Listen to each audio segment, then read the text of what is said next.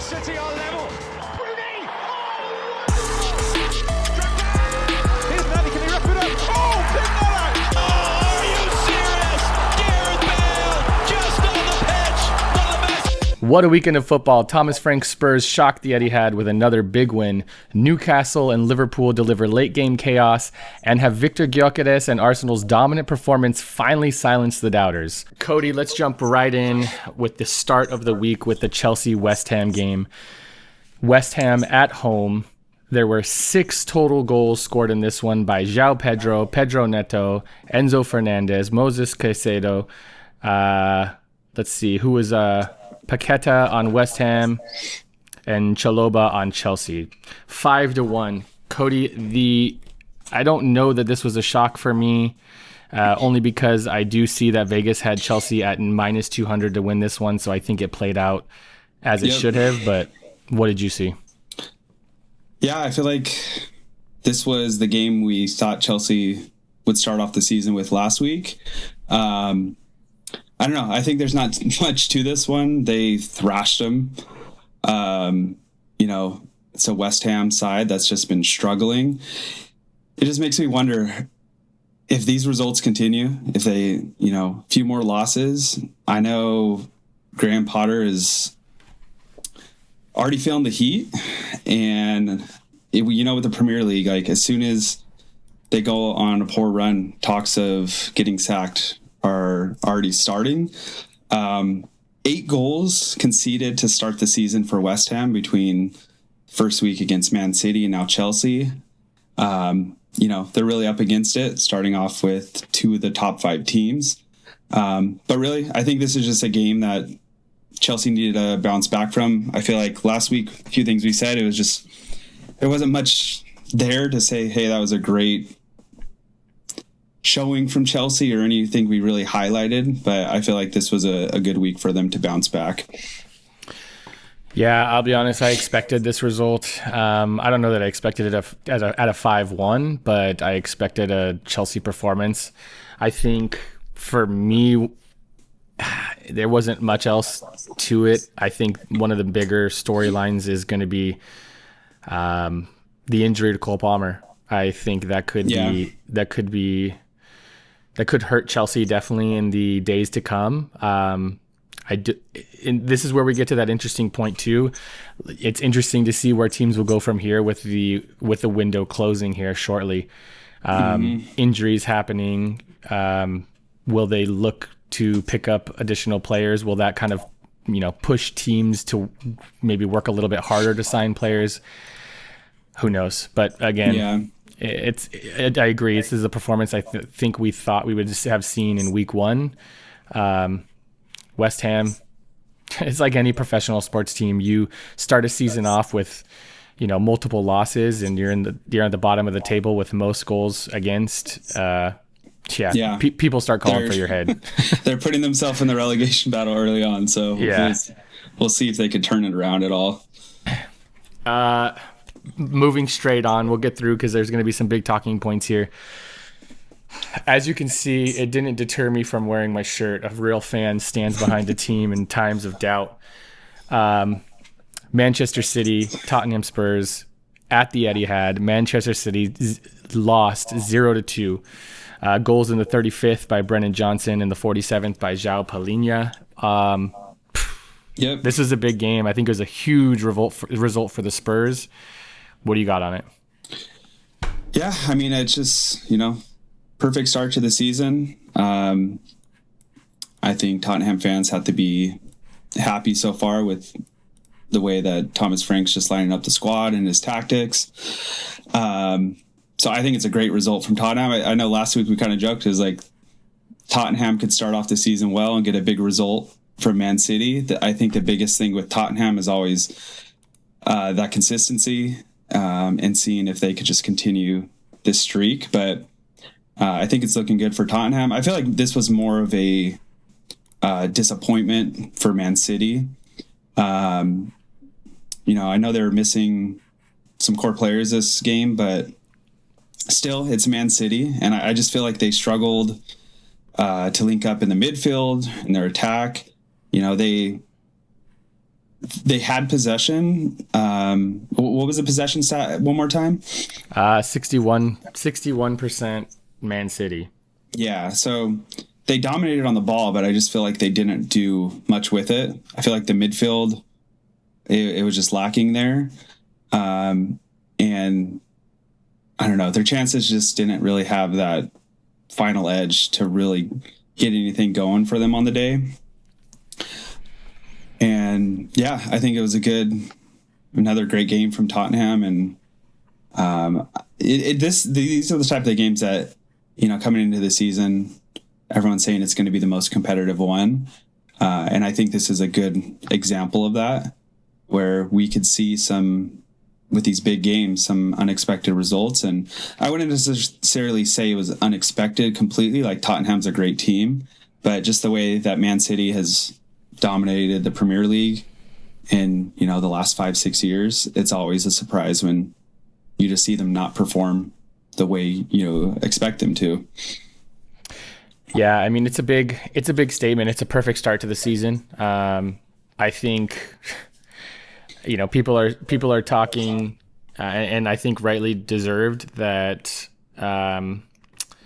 Tottenham looked dangerous, and their strategy was executed perfectly by them and their manager. I think the coaching was exceptional.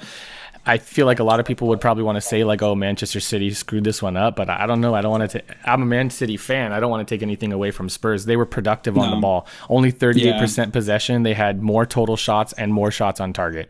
I mean, it just, you have the ball less and you're more productive. That's how you win games. Yeah, it's just about the quality of what you're doing on the ball. And honestly, they just took their chances, and Man City just couldn't get it going. I think this game, in terms of Man City, I think what we will see, at least I hope that we would see. Although I don't know, I think I saw that he may have gotten injured too. One of the goals was a complete and utter terrible decision by goalkeeper. I think we might see that it pushes them to go finalize that Donnarumma deal. And then who knows? There's obviously been talks about Man City connected with Rodrigo. But we'll dive into that at some point. He's a young keeper, and it was a big error. So it's hard when they're gambling on rotation of keepers. I mean, yeah, they're not the only Manchester team that are having keeper issues. So we'll see. I feel like there's a few things I saw this weekend that I think were just silly mistakes, and if you get punished at this level, so it's rightly so. Again, I don't want to take anything away from Tottenham. They played a great game and executed. So yeah, I mean, even Pep, like, in his post game, he said they missed the simple things, but he's keeping expectations. It's the second game of the season. They can't jump to crisis mode or anything like that. So I think Man City will regroup and move on, and we'll see some better games from them ahead. Yeah, absolutely. I think I wouldn't necessarily be getting worried at this point, but I would definitely be starting to say, like, okay, we got to turn things around and get up here. Hopefully they'll have some of their injuries back soon, though. So maybe a full squad changes things around. Definitely. Next we got Bournemouth and the Wolves, Wolverhampton. It was a 1-0 game. I'll be honest, I didn't catch this game. There's a goal in the 4th minute and then nothing till the 49th, where we see a red card from Gomez on the Wolves. What do you have here? Yeah, I mean, I'm happy to see Bournemouth with the win this week. I feel like their performance last week against Liverpool went beyond. Even though it was 4-2, that game was much closer than the scoreline showed. So I think going into this game, they try to keep the positives of last week's game and move into a so far struggling Wolves team to start the season. They're 0-2 on the season now, and I think it was a solid win for Bournemouth to get. 1-0 wins; those are the ones that count. It's 3 points either way, so it was a good performance. Yeah, I think they did. Again, to your point, they did did play well last week against Liverpool, and this week they were able to squeak out the win. So Yeah, good on them. Put them on the board. We move over to Brentford, Aston Villa, and another 1-0, an early goal in the 12th minute. Brentford at home. After that, it was a defensive match. What did we see in this one? Yeah, this was another close win. I believe this was Keith Andrews, Brentford's coach, their first win as head coach. So that's a good sign for just the team and just getting that confidence going after, a tough week one against a big team. I feel like it's always hard coming off a loss, like regardless of who you're playing. So just to get a good bounce back result. And that, they kicked it off early. I believe the goal was in the 12th minute. Nice little flick. And yeah, it wasn't the craziest game by any means, but again, like the last one, it's like these are the wins that teams want to squeak out, and 3 points at the end of the day. So it wasn't the game of the week by any means, but it was definitely a solid game by Brentford. No, we'll get to the game of the week here shortly. We move down the table. Burnley Sunderland, 2-0 Burnley at home. 47th minute, Cullen scores. 88th, Anthony scores. After an exciting week for Sunderland, they come back to week 2 and they get handed the loss. I know. Honestly, this was a game I was really rooting for Sunderland, especially after that week 1 win. I just felt like just the fans from the first week, all the excitement around that first victory back in the Premier League. But games like this will happen. One of their defenders came off, Daniel Ballard, and I think he had like a groin injury like early on in the game, which I feel like just right off the bat kind of threw off their defense. I still feel like Sunderland played a good first half. They created some chances. There was a close range that effort that was saved. But really, I feel like it was Burnley's defensive shape and just some of their counterattacking that is what played decisive in this game. And getting the win. I don't know. Sunderland's one of those, I feel like one of those teams I'm going to be rooting for. I feel like every season there's always a team that, besides Man United, that I want to see do well. And they're just really a team that I want to see stay up this season. And I'm just interested to kind of follow along and see if they can kind of take that same energy and momentum they had in week 1 and continue it throughout the season and get some big, maybe some more unexpected wins as they go along. Yeah, I mean, who doesn't love an underdog story? I think the other thing to think about too is a lot of these teams, it was week 1 at home for a lot of teams. Burnley played away last week. They're home this week, so the opening day, you have to imagine. Now, I take it with a grain of salt. I've never been to a game in Europe in any stadium, but you feel it on TV. You just see the crowd, and it's a different atmosphere. So you can imagine how day 1 at home feels for these fans. So, I mean, there's nothing but, especially early on in the season, that first game at home, there's nothing but optimism. I mean, we've seen crazy things happen in this league. Like I just remember, like the season Leicester City won the league. It was just imagine how they felt at the beginning of the season, and they took it away and did the unexpected. So I feel like seasons like that give all these teams that are lower level in the table hope that they could pull off, an incredible season like that as well. So those first home games, like you said, they're always going to be full of energy, and it's always going to be a tough challenge for any team coming away. Agreed.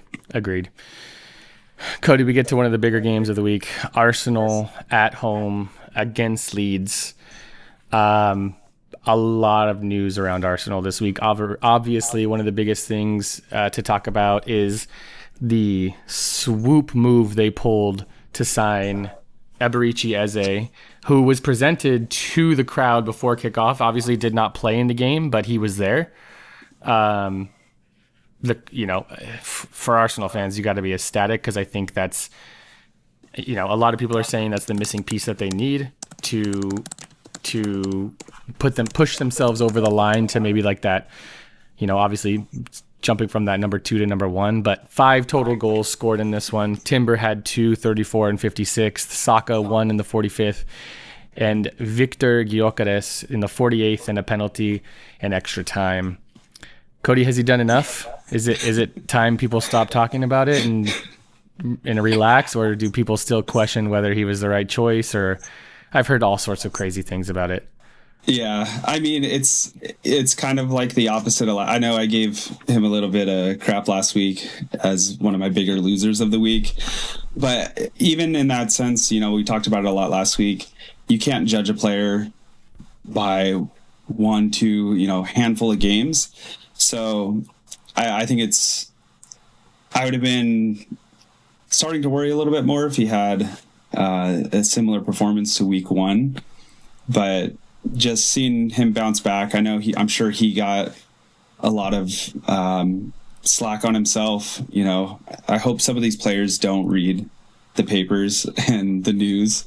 But if he did, I feel like he did a good job this week just to silence some of the haters for now. But I think it's going to be, I want to just see if he could continue with that consistency and just get more familiar with the Premier League and just playing at this level. It was a Leeds team that had good performance in week 1. But it's still not the strongest team. So I'd love to see him play big against these big teams as well. But it's going to be these games where throughout the season, whether it's lower level, mid-table teams that they need to get results on. And if he could just continue to play up to that standard, as I'm choking. Don't die on us, Cody. Don't die. He's just making me cry, Yeah. I want to see him score 300 goals, like I said, just like FC 25. Yeah, just give me the goals.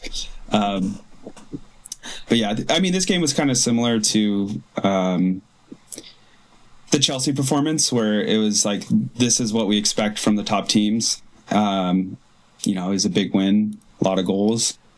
And honestly, that's what these top teams should be doing against sides like this. And I don't know, throughout the season, I'm hoping we see some big upsets where it swings the other way when we're not expecting it. But this was definitely a result that I expected from Arsenal. Yeah, dominant performance, 67% possession, 18 total shots, 5 total shots on target. I'm no mathematician, but 5 shots on target, 5 goals, it's 100%. I think it's exciting. I think this is the type of game that he needs to have in order to kind of gain his confidence. Even if it was against a Leeds team that maybe isn't top tier, or someone that they're going to be battling top 5 for. But I think it's important nonetheless. You pointed it out. Teams cannot be dropping points to these lower or mid-level teams if they expect to win a title. Yeah. So I think a big storyline here, though, is Arsenal did sustain some injuries. They've got Saka, who was injured, as well as Odegaard he's injured, I believe. I don't know the extent of the injuries, but I think we talked about it. Maybe we'll do some injury reporting in another episode here in the future. Whenever you see these big players go out, you just hope that it's not anything too serious, especially this early on in the season, because even if it's not that big of a injury, I always worry, is this going to turn into a nagging injury that can affect, even if it's something minor. You've seen a lot of seasons where, someone has a hamstring issue and then it just repeats throughout the season as they just continue to put strain on themselves. So I'm hoping it's just a quick turnaround time with their injuries, but I feel like we'll have to dig a little bit deeper into it, see what see what the doctors are saying, and hopefully it's nothing too serious. Some may say that it's due to the Club World Cup or all these extra games. I feel like every time there's an injury, it's like, oh, it's because they play so many games. Yeah. So I don't know. We'll see. We'll do some reporting on it and get more information on the injuries. Yeah, definitely. We move to a tie game. Crystal Palace at home against Nottingham Forest. It was 1-1, one goal for each side. 37th minute, Sarr, Hudson-Odoi in the 57th. This was a close game. It was a back and forth. Possession was shared almost equally with almost the exact amount of shots on target, and each team was able to finish, but only once. Yep. Nice goal to start off the game. Good volley. Nottingham, they equalized it earlier in the second half. I feel like they made a tactical switch that worked out well for them. And really, there was like a late chance right out towards the end of the game where it hit off the post. It was like in stoppage time.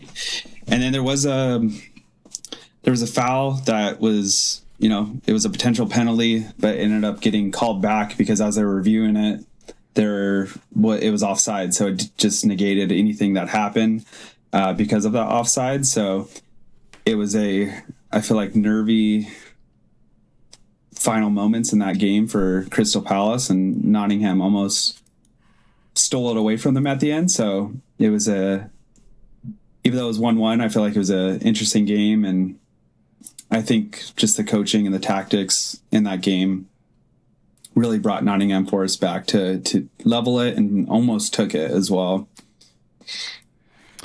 Yeah. You wonder if the loss of Eberici Eze has to do with any of this. Obviously, this is their first game as he moves on to Arsenal, so I think this is another one of those teams where it'll be interesting to see, does Crystal Palace have anybody in mind that they're looking at to bring in, or is this a team that we will see continue with what they got? Yeah.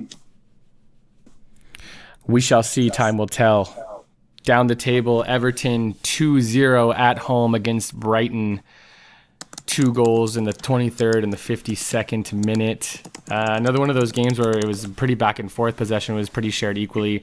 The amount of opportunities each team developed was very similar. 13 total shots for Brighton, 11 for Everton, but Everton was able to put them away. Yeah, this was one of the games I wasn't able to follow along with as much, so I don't want to give my fake 2 cents on it. But just based on the stats, it looked like it was a very close match, and that Everton just was able to finish their chances. I don't know if you have any key highlights of this game that you want to share. I'll be honest, I'm in the same boat. I didn't follow this game as closely, so it wasn't. Sorry, Everton and Brighton fans. Yeah, it wasn't one of the top matches of the week for me. So that's what they get. You get the score and the stats. Yep. Now this one we will have to talk about. Your boys, Manchester United, away at Fulham. Row in the 73rd.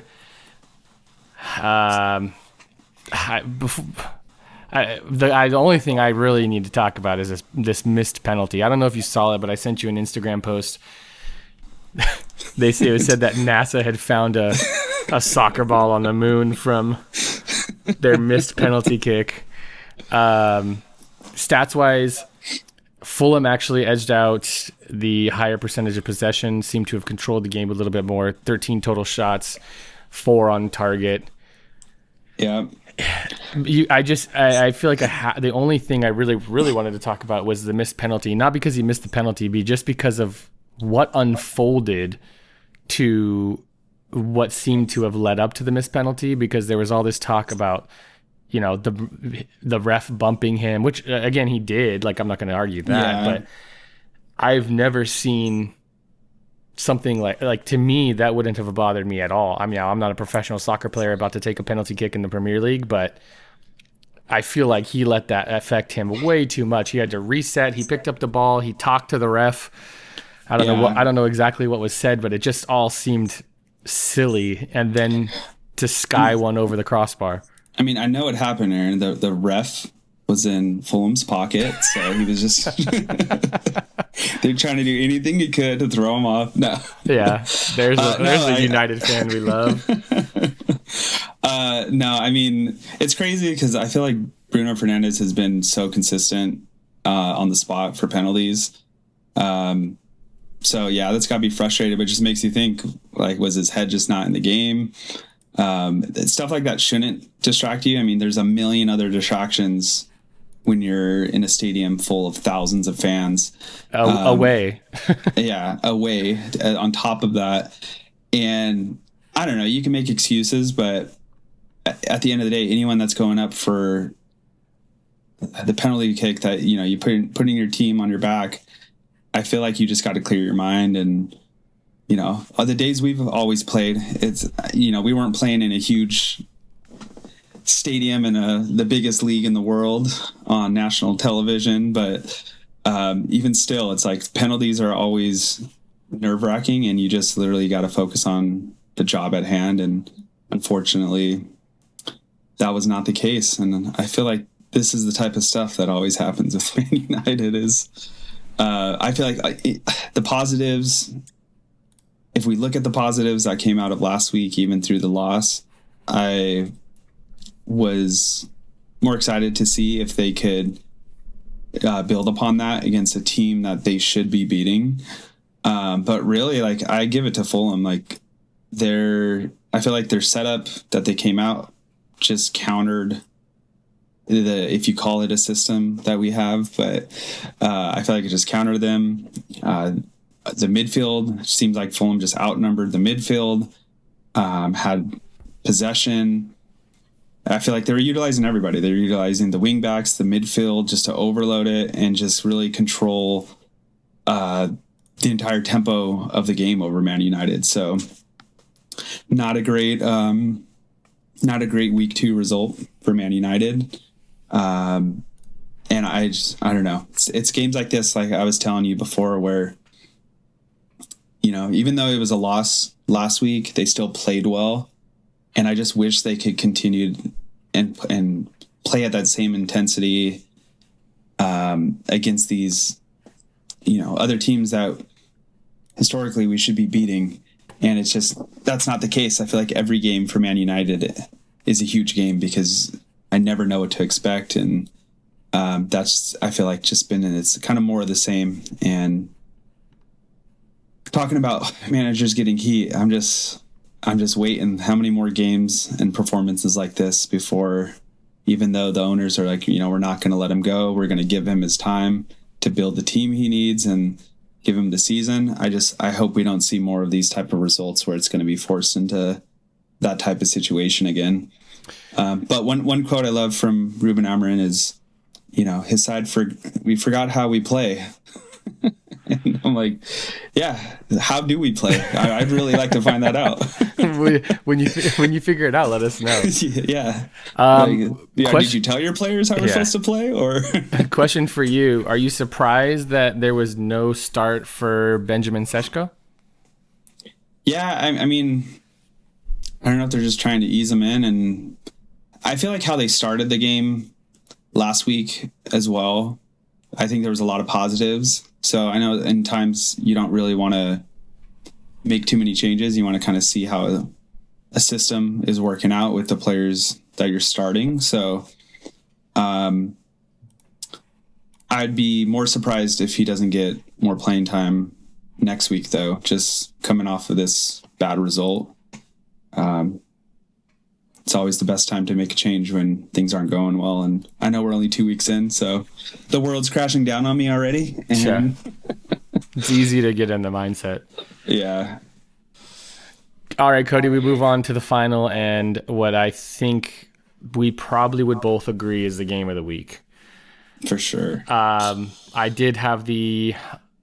was lucky enough to follow this one live. I will tell you this much. Let's go back. Let me back up. A 2-3 loss to Newcastle. Liverpool wins by 1. Newcastle at home, first home game of the season. Liverpool holds 62% of the possession. Only 4 shots on target, excuse me. Newcastle, even though they only held 37% of the possession, had 10 total shots, 3 on target. Cody, Newcastle had a plan in this game. They came out quick. They came out with high pressure. They were challenging every ball. And for the first 30-ish minutes, they were the team on top, 100%. They dominated that game the first half an hour. Here's the issue, and this is what's scary about Liverpool. Newcastle came out with such high pressure and was so dominant in the first 30 minutes, yet they were unable to accomplish any sort of finish and to put a ball in the back of the net. They had chances. They had plenty of chances and good chances. There was a couple of great crosses in the beginning and within that first 30 minutes. And then sure enough, Gravenberch, 35th minute, one opportunity, 1 goal. And that's what's scary about teams like Liverpool is had Newcastle been able to come out, I think that was their game plan. They wanted to come out strong. They wanted to ride the wave of energy that the fans were going to bring, not only because it's their first home game, but because of everything going on with the Isak saga, who is supposedly going to be going to Liverpool in the coming days. We'll see. They wanted to ride that wave of energy, come with high pressure. They were doing an incredible job, but I think because they allowed Liverpool to stay in it for so long, things eventually started to fall apart. Yeah. And it all started to fall apart, I think, right around that first goal for Liverpool. I think after that first goal, how disheartening. I mean, me and you have both played, not even played soccer. You could play FIFA and know how disheartening it is to be dominating a team for the majority of the game and for them to just get one opportunity. Yeah. How, that affects you and how frustrating that is when you've been playing great football for 30 minutes and then they get one shot and they put it in the back of the net. But that's what's dangerous about teams like Liverpool is if they can finish, you can't allow them to be in that game. Newcastle scores. If Newcastle scores within the first 30 minutes, I think we might have seen a different game. Yeah. Well, but they didn't. There's also the red card, like right near halftime. Yep.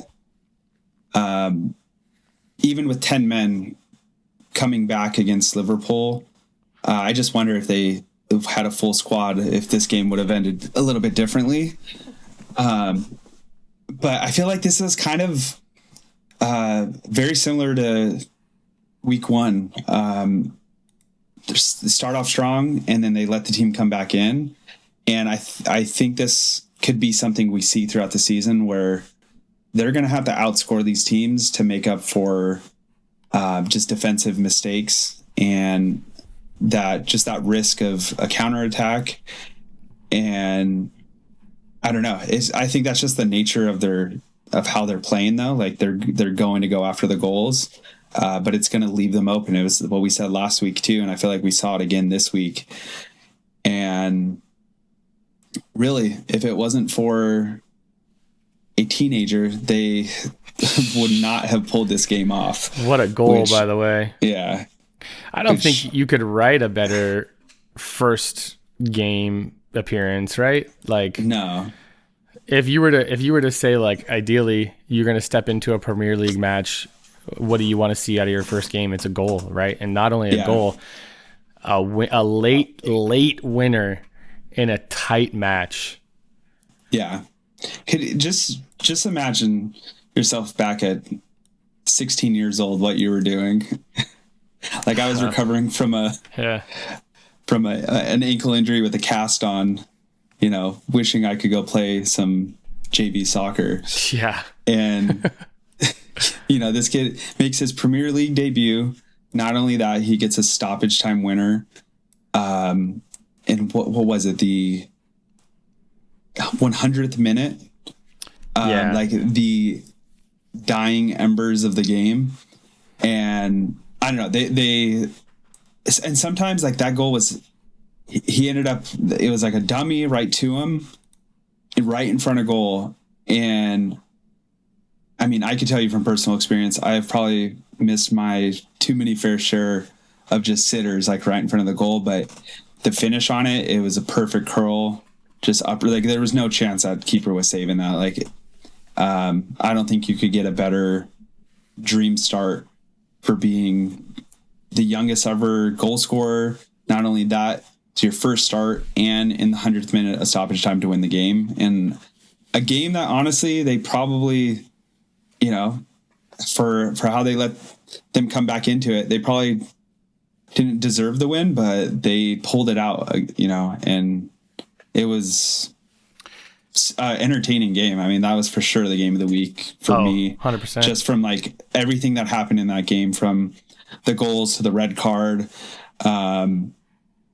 to just the finish of the game was crazy. Yeah. To speak on that red card, Gordon, I for the first 30 minutes, Gordon to me was the man of the match. He was getting involved in every play. He had multiple opportunities. He was playing with intensity. I think after that goal, though, that penalty, that red card was, I don't know, for lack of better words, an emotional red card. Not in the sense that I don't think it was intentional or malicious in any way. But I think that the crowd and everything that is going on, that they were pressing so high, they were doing so well, and then to get scored on one opportunity, I think he was just playing with intensity. But in my opinion, a terrible, terrible mistake, because he was having such a good game up until that point, and to allow a team like Liverpool to have an extra man on the field in that situation, you've I know you've got. I understand it's, you know, the emotions and the energy and the adrenaline, but you've got to understand that it wasn't a good foul. In the position that Van Dijk was in, there was no threat of a goal. It was just a poor judgment call. If I had to be honest, it's just a rushed tackle. I could see, you know, he's trying to keep the intensity up in the game and get his team back into it quick. But yeah, it was just a bad foul in a bad part of the field that wasn't necessary. I mean, I'm honestly surprised that they even had to do a review of it. To me, it seemed pretty clear cut right when I saw it. That it probably most likely deserved a red card just for, you know, he was hit him from behind, cleats up, in a terrible position. And I don't know. Those are the type of fouls you don't want to see when, especially like looking back after the fact that they still came back into it with 10 men. You know, I think it rattled them because the start of the second half is when, you know, they came down again. So it's disappointing, but, you know, it's still an entertaining game. I still think they played, you know, I think once they kind of collected themselves, they played well, and it came down to the wire. But yeah, Liverpool just put it in second gear again and got it done right at the end. And those are going to be season-defining moments. Last thing on that game, I think Ekitike. I think they might have a real one there, dude. I think they might have a real one. I mean, 2 great games.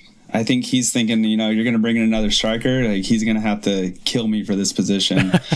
You know what I mean? It'll be interesting to see what happens in the next week here with the transfer window fastly approaching its end. Yeah. Because you're right, he's been playing great. He had another great game, scored in the 46th. You know, it makes me think some more. I know we were talking last week if they did sign Isak and how that would affect their formation, because I really don't think they could. If they played with 2 strikers up top, they're going to have to lose a midfielder. Or like one of the wingers is going to have to drop back more to kind of fill in as that third midfielder. And with the way that they've conceded goals in the first 2 games, I hope if they can get their defense together a little bit more and not be giving up these leads, then maybe. But I just worry that if they were to go with a second striker on the pitch at the same time and they're going to have to lose another midfielder, that it's just going to cause more issues on defense. So if anything, it would I think it would have to be more of a rotational position which can definitely work out, especially as you get on later in the season when the teams that have more depth is what's going to carry them to the finish line. But I would just be really interested to see if they bring in another world-class striker, how that would just look for their lineup. Yeah. Only time will tell. That's it. That's the games of the week. To round out the table, if we were to look at the top four, let's look at the top six. Arsenal, Tottenham Hotspurs, Liverpool, Chelsea, Nottingham Forest, and Manchester City. That's the top six currently after 2 weeks of play. It's going to be an interesting season, Cody. Yep. And just looking at the bottom teams too. I mean, we got West Ham, Wolves, and Brighton. And relegation battles can start early on if teams could get on a bad streak. So I'm just curious to see how that bottom looks. And I mean, we're only week 2, so there's a lot of movement that will happen, but it'll be interesting to see how things go. Yes, a lot of soccer to play. Oh, football, excuse me. A slip. We've used it interchangeably all episodes. So. Funnily enough, I was watching a clip about, it was like Thierry Henry and Clint Dempsey. They were talking about like the words soccer versus football, and everybody's like, oh yeah, whatever, soccer's cool, I don't care. And Thierry Henry's just like, no, it's football. just stone face, like unacceptable. It's the never ending debate of what's proper, what's right, what's correct. Well, just 2 American boys, so. Yeah. All right, Cody, that's all I've got for you this week. We'll keep in, and we'll go again next week. I think we'll also maybe take a look at preview for next week. So until then, thank you for watching. Join us next time. See you then.